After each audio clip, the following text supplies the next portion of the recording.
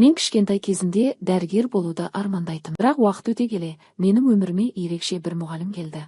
Менің мұғалімі Айгерім еді. Біз тек оқулық оқымайтынбыз, ойын ойнайтынбыз, пікір бөлісетінбіз. Егер белсенді қатыссақ, ол бізге тіпті пицца да әкелетін. Әдетте оқымайтындар да өзгере бастады. Өйткені бізге сенетін адам болды.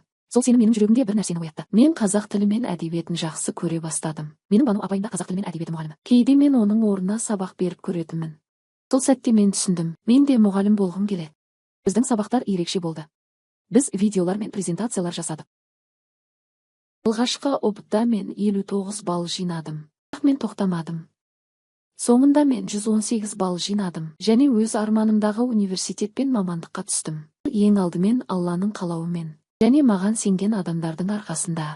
Айгерім апай мен Бану апайға алғысым шексіз. Бір күні мен де біреудің өмірін өзгертетін шығармын.